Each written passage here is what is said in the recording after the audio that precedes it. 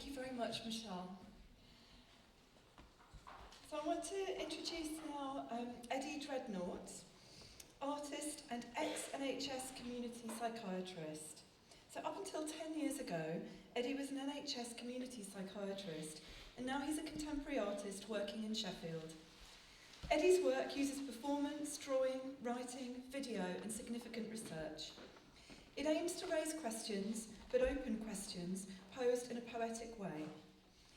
He is preoccupied with horizontal structure as opposed to the hierarchical vertical. The performance that you're going to see is a highly personal attempt to explore the interactions of madness and psychiatry in a lecture performance, or perhaps just a recitation. Eddy uses the terms doctor, patient, and schizophrenic throughout, in keeping with quotations from this 1967 Frank Fish textbook, which begins the 5 sections.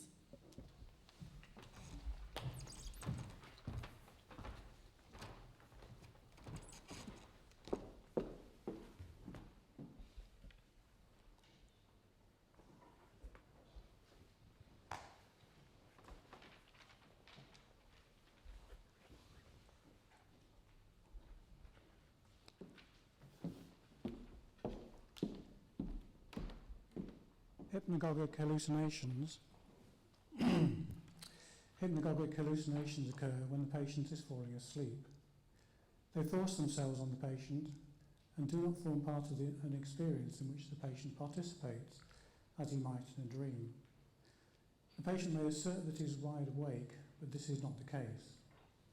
The most common are auditory, animal noises or voices, particularly the patient hearing his own name being heard, or they may be partly organised as music.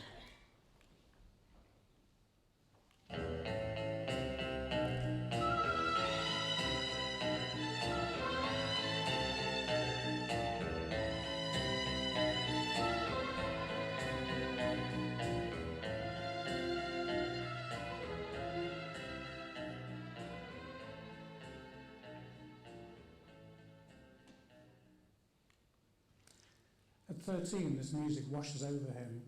A doctor curing mad people in half an hour on TV in the middle of the adolescent night. It was fantastic. And that Hitchcock film where the cure was in Salvador Dali dreams, could these scenes explain what was going on? These scenes called to him still. Most of the 60s later, listening to psychedelic music, reading in an underground newspaper of the Dialectics of Liberation Congress, where psychedelic superstar doctors said, a schizophrenic is a victim of a sick society. He believes he is made of glass, fragile and transparent. If he emerges from this false self, he is irreal, a Christ, and no body. A schizophrenic who would shout, you can tie me up if you wish, but there is nothing more useless than an organ. When you will have made me a body without organs, you will have delivered me from my automatic reactions and restored me to my true freedom. Then you will teach me again to dance wrong side out, as in the frenzy of dance halls, and this wrong side out will be my real place. Psychosis as a trip to be embraced, that was so far out. The calling got louder. He followed it. Fisher's slim textbook for training psychiatrists minutely describes symptoms of psychiatric illness in an objective way. Chronic psychotic students, too many acid trips, sat all day smoking on the wards. The baby boomer baby doctors had to reluctantly admit that the glamorous counterculture take on mental illness was flawed and impractical for most patients. Then later, coming of age to the free clinics of the Midlands, headlong into a real multicultural world of poverty and drug use and family crisis and isolation and violence and overdose and abuse. He hardly ever saw fish psychoses, hardly a catatonic, a hebephrenic, a classic schizophrenic of the first rank. These seem to be of a time before the long stay wards closed, sequestered back wards where the patient could draw outsider art all day long, could inspire art school French philosophers. when schizophrenics were stranger than the birds in the garden. Fish seemed out of time with this dancing in the dehospitalised streets, the dances of these sleepwalking doctors with their revolving patients. The body can be put in any position without any resistance on the part of the patient, although he has been instructed to resist all movements. The doctor puts his finger under the patient's arm and presses gently, whereupon the arm moves upwards like an angle-poised lamp.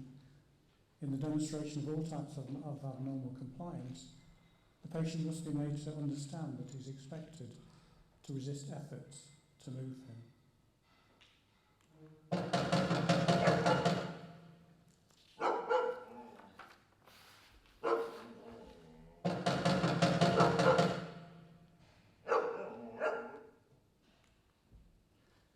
Come round to the back.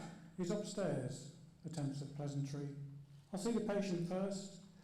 Do you want a drink? No thanks. They keep asking. Realise this is rude. Yes, please.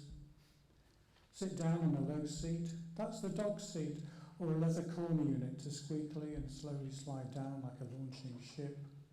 Or the huge dog growling. He won't hurt you. He's just being friendly. It was surprisingly often okay to sit uninvited in someone's front room and listen, and if not agree with, then at least avoid disagreeing, flirting with collusion. To be on the same level, if any trouble started, it was when the question of hospital was raised, although everything was done to keep people at home, hospital causing so many extra complications, a place worth avoiding. The running and the shouting, how would anybody feel there? The psychiatrist is predator, the relatives is traitor. Interview the informants, the training schedule said. You have come to take him away, haven't you? The patient arrives. He is introduced like a newborn baby. Here he is at last. What do you fucking want? Notice glass on the matted carpet, pills on the floor. The door knocks again. That'll be the social worker. Start all over again. Come round to the back. If not paranoid before, you are now. If the protagonist was drunk, you were in for a long night, an epic vigil for the dawning of sobriety. The absurd punctuation of sudden displacement activity, even in the middle of screaming, a moratorium, talking about the weather or news while waiting for the ambulance. Our eyes straight at the flickering TV, silent at our insistence. Pulling up to their council house in a four-wheel drive against the snow that never came, casual in pullover and black Levi's, proof against dog bite, with no tie to be grabbed. Or worse still, an architect's or banker's house with even less in common, but with your shoes off to save their precious fucking carpets. Divided by class at both ends. On the fringes of society, a liminal position, which comes so naturally to the artist or to the gatekeeper of what is considered sane and what is not. A bodyguard patrolling the boundaries of sanity, the fragile boundaries of the self, inspected for breakdown.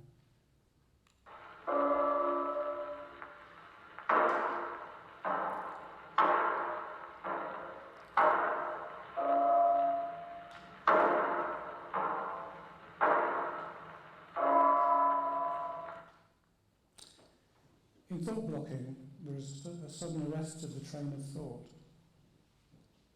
Thinking suddenly disappears. An entirely new thought may then begin. Normal people lose their train of thought when exhausted or very anxious, and they appear to block. When the question stopped, there was a pause to change gear. A spell was broken, and the thing went downhill. Until then, the patient was enjoying their life story. The doctor was lost in identification, his clinic a cabinet of curiosity, a fishing trip. They were alongside. Now it was time to summarise. Now it's your turn. Forge an opinion then, announce a plan. Go on then, what are you waiting for? Round us off with your epilogue. Find the plot that we have lost. Our initial alongside interview had a sort of equality, but now it lurched vertically from being a confidant to being an all-knowing expert. despite all the platitudes of "we will discover this together" and other statements of solidarity. But what was this alongsideness? The only thing we had connecting us was his narrative. Otherwise, there was nothing but difference.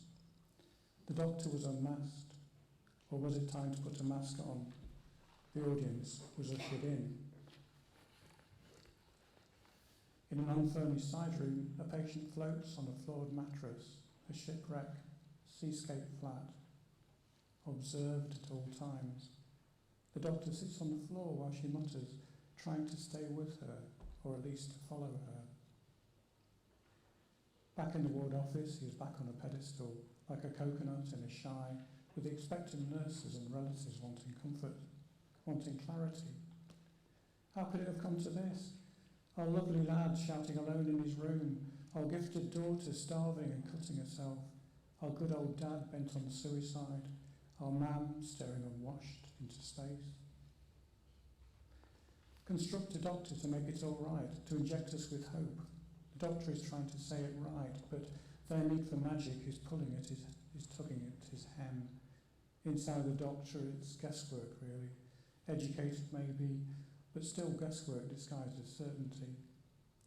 There is nothing as unpredictable as human behaviour, he is thinking. Predictions always turn and bite. We are blind to the future, don't you see? It is blindingly obvious that we can't see the future.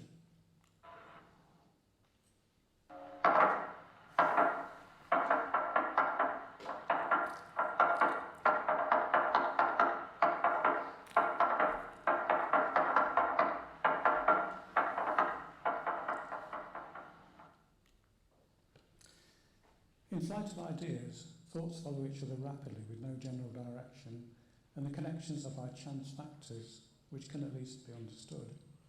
The speech is easily diverted by external stimuli and by internal superficiality. Assonance, alliteration, clang associations, cliché. Take us away, he was thinking, for God's sake. A ritual of seeing us, top of the bill in every ward round, held back by extra male nurses, we scream right in the face of psychiatry. Our duty to put the fear of God in that bastard, week by week. He pretends to sit there calmly, but he is shaking, until we suddenly stop and go about our business. The nurse is enjoying the ritual, of course. We're better now, but we hate him still. We were the stars in this theatre of cruelty. He was the jailer, our failure, the subjectifier, the body organiser, the name of the Father, the judgment of God to have done with, but we got the best of them. The doctor was overflowing, trying to digest their bile, their voices echoing round his insides. Driving home, he tosses chip wrappers out into the manicured night, whose inhabitants had kept him so late and so empty, but this was no natural hunger. A disapproving audience of greasy paper ghosts drifted along the verge. When the doctor emerged from the consulting room for the last time, he did not want to care ever again. He wanted to be an artist and make totally impersonal art. He was now allergic to biography, especially misery memoirs, especially his own. And no more responsibility for others, no more decisions even. So he started using chance. This doctor set to work on drawings where every mark was dictated by the throw of a dice. But there was really no getting away from it, and there was really no way of keeping yourself out of your work, and no way of freeing yourself from insanity.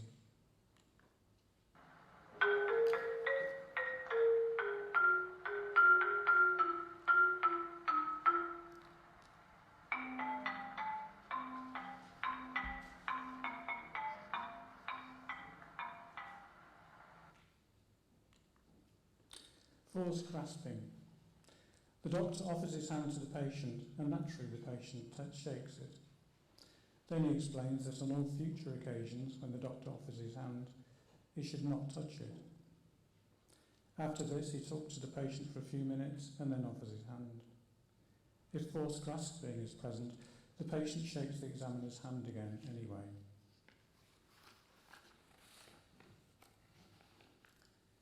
The doctor thinks. Every time he holds my hand a bit longer. Talking to him now, his brain's silted and scarred. He has nothing to say. There's nothing much happens in his life anymore, and he can't remember much of what does. There is awkward silence. The patient is hanging on. His eyes say, "Heal me with your hands," and "Give me my time back, please." The doctor is thinking, "Is this contagious?" and "Let me never be like this."